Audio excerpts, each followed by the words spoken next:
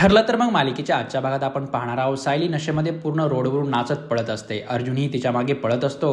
नंतर ती एका गाड्यावर चढते. अर्जुन तिला ओरडतो की खाली उतरा पटकन. सायली अचानक रडू लागते. अर्जुन तिची समजूत काढतो की रडू नका तुम्ही.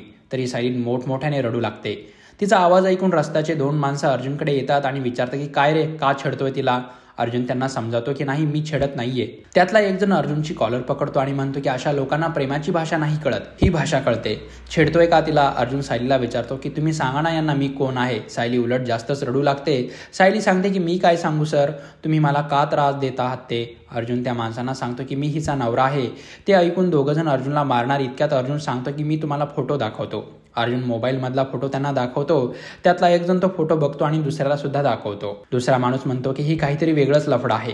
बायकोला सांभाळा, सांभाळून घेऊन जा नीट. एवढं सांगून ते दोघं तिथून निघून जातात. अर्जुन सायलीला गाडीवर बसून पुढे घेऊन जातो. महिपत साक्षीला कॉल करतो आणि कुठे आहेस ते विचारतो.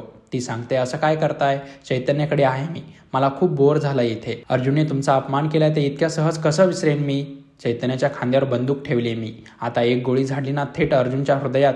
पाणी सुद्धा मागणार नाही तो. नंतर ती फोन ठेवते. चैतन्य मागून येऊन तिच्या खांद्यावर हात ठेवतो. साक्षी खूप घाबरते. तिला वाटतं चैतन्यानं सगळं ऐकलं. चैतन्य तिला विचारतो की तू इथे काय करते. साक्षी घाबरलेल्या आवाजात सांगते की मी पाणी घ्यायला आले, पाणी प्यायचं होतं मला, तहान लागलेली. चैतन्य म्हणतो मला उठवायचं ना, तू कशाला आलीस. इकडे सायलीचा नशेमध्ये डान्स करणं, इकडे तिकडे पळणं, वेड्यासारखं वागणं चालूच असतं. नंतर अर्जुनही तिच्यासोबत डान्स करू लागतो. सायली पायातली चप्पल काढून रोडवर फेकते. सायली हातातल्या बांगड्या सुद्धा रोडवर फेकते. अर्जुन त्या सगळ्या बांगड्या गोळा करतो. नंतर सायलीला झाडांच्या पाण्याने भरलेली एक पाठी दिसते.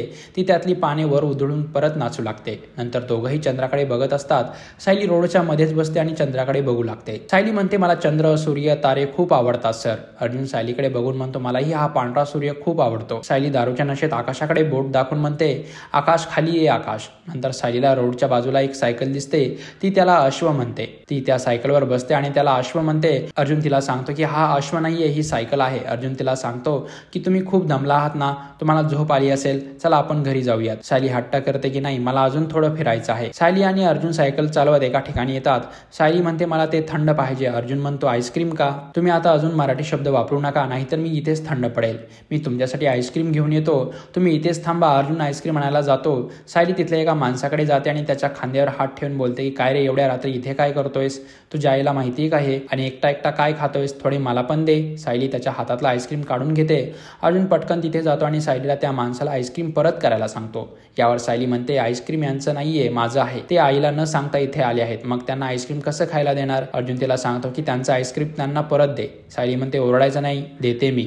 ती आईस्क्रीम देतच असते की तेवढ्यात चालत पुढे जाते. पुढे तिला एक आईस्क्रीम खाताना मुलगी दिसते. सायली तिच्या हातातला आईस्क्रीम काढून घेते आणि परत तिला त्या माणसाचं उष्ट आईस्क्रीम देते आणि म्हणते उष्ट खाल्ल्यानं प्रेम वाढतं. पुढच्या भागात आपण पाहणार आहोत अर्जुन सायलीला नशेतच हॉटेलवर घेऊन येतो आणि तिला झोपवतो. अर्जुन सायलीकडे बघत म्हणतो की मिसेस सायली, तुमच्या या नव्या रूपावर मला पुन्हा एकदा प्रेम झालं. तर प्रेक्षक तुमच्या आवडत्या मराठी मालिकेंचे अपडेट जाणून घेण्यासाठी मराठी भिडू या चॅनलला नक्की सबस्क्राईब करा.